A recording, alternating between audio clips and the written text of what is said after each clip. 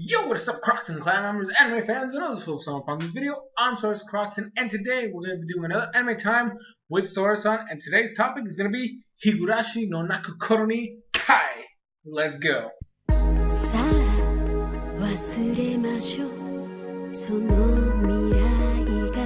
Now, for Higurashi no Naku Koro ni Kai, if you haven't watched the first season review that I did,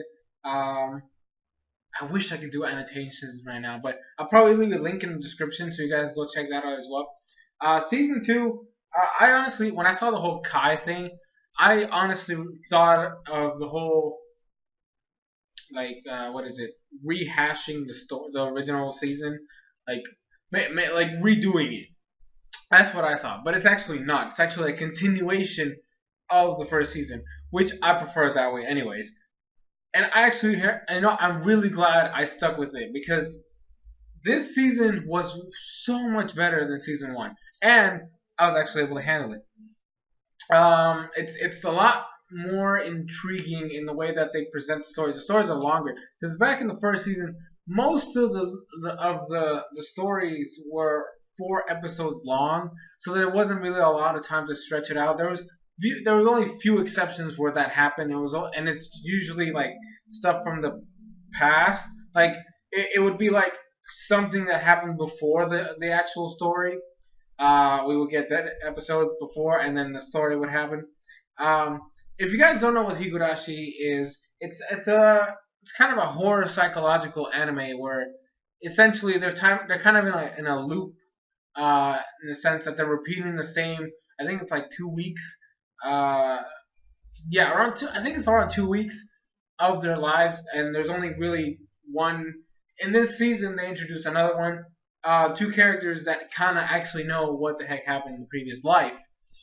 That is Rika and then Hanyu, which we didn't even know existed in the first season. She's essentially a deity. She's technically a god. Like, she legitimately is a god. And the way it is, like, she's actually the one that revives Rika in every single life. She's the one that ends up restarting everything after, everything goes to turmoil and everybody dies. So she's actually been able to retain memories of everything that happens. Rika, she's kind of limited. Like, if she dies at a specific point, she doesn't remember certain things. Like, she basically loses some memories. But if she were to make it past that certain point, she would be able to retrieve the full memories from that life version. And so season 2 just basically expanded upon that. We got introduced to Hanyu, and basically it was more of a, like, the beginning of season 2 was kind of like that downward slope, essentially, where nothing worked in the first season. Everybody kept dying, and everybody went to turmoil, and just everything went just straight to shit. That is essentially, so like the beginning of season 2 is essentially like a downward spiral where Rika doesn't feel like there's any way to get out of this, and she honestly just loses hope, and she's just tired of this whole thing. And the problem is that it's kind of like it's gotten to the point where it's kind of automatic that they restart again, but Rika just doesn't care anymore, and she just does not care about anything. And Hanyu herself as well, she's like kind of losing hope as well. But the thing is, they get to like a specific version where for some reason she gets a spark of hope because things actually do somewhat change from the norm. For example, there's always been one thing that repeats, which is what Keiichi goes by. I think it's a bear. No, wait, it's not a bear. I think it's a doll that he wins a doll, and then normally he gave it to Rena, which would then cause this whole thing where basically stuff that would lead to somebody going insane and then the whole murders happen. That is essentially like the steps that go to a specific storyline ending. Basically, Rika has seen everything so many times, and she knows how the story goes. So she knows that as soon as a certain pattern starts to appear, it's always going to be the same person that's going to lose it, and then everything's just going to go, and everybody's going to die. That's essentially where the position Rika is at.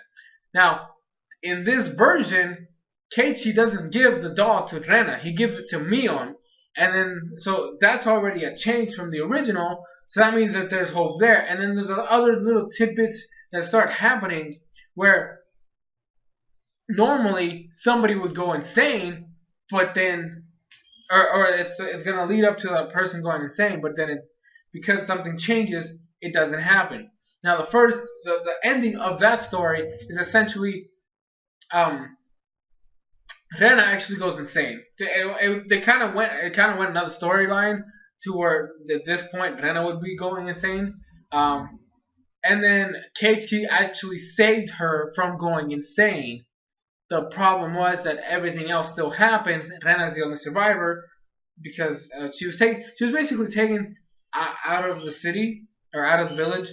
So she's technically the only one to survive the whole apocalypse thing that happens. And that's the end of the storyline. So, but by then, Rika, she realizes there's actually hope, and like afterwards, like she starts getting more hopeful. And Hanyu, obviously, she lost hope already. So she was just straight up done. She has no faith, essentially. She basically questions Rika's newfound hope because every storyline afterwards, they start getting to like a closer version to actually all being alive. But then, they obviously fail. The thing is, the second to last story, that's when they realize who the real bad guy is, which is essentially Takano. Which I like throughout season 1 and the begin, like this whole part of season 2, we figured that she always died. Like that's how we saw it. Every time we saw any of that, she's always a character that ends up dying before the kids do. Like, there's always a time when she dies. But then we realize that it's actually a fake. They basically start doing all this stuff where they get to show off that she's actually the one behind everything. All the murders that have been going on. Basically all the people that died. She's the one that ends up killing Rika in every life cycle. Or, well, not her, but through her orders. Rika always ends up dying in every story. And so basically, the second to last story is that. There, she knows that it's Takano, right? So she's gonna try to embed it in her mind. Hanyu then is able to grasp the memory, so she knows that in case something happens, she knows that Takano's the bad guy, and that's the one they gotta go after. That's the plan essentially. So they have that set. Now, in this version, Rika actually tried to save people. She legitimately tried to save people by telling them what happens. So she basically told them straight up, like, for example, she tried to save Tomitake by saying, hey, if this happens, you're going to die. And she basically tried to warn everybody that they were going to die. And it didn't work. Like, so they all died again. But in the next story, they already have a plan. Like, she knows, okay? And then Hanyu actually ends up becoming a real person to help them out in the last story arc. Basically, she becomes a physical, because she's always been a ghost. Like nobody besides Rika can see her and talk to her. So this time she becomes a physical embodiment of a person to actually aid them in their quest. And then this time, Rika is actually able to convince everybody ahead of time. So she's able to, first of all, convince the kids beforehand, before they start getting all these crazy images in their head. Because that's kind of what helped them out in the past. The thing with Rena, the reason why Keiichi was able to save her was because he remembered the time that he went insane and he killed everybody. So they started getting flashbacks of their past lives, and that's the reason why this whole change started to happen. So in this version, she just straight up told them what was going on, and they all believed her. She was able to tell Tomitake, he believed her. Oishi, he showed up, she told him, he believed her. Irie, the doctor, he believed her. Basically, she started gaining everybody's trust, and then they were able to create a counter for all of Takano's plans.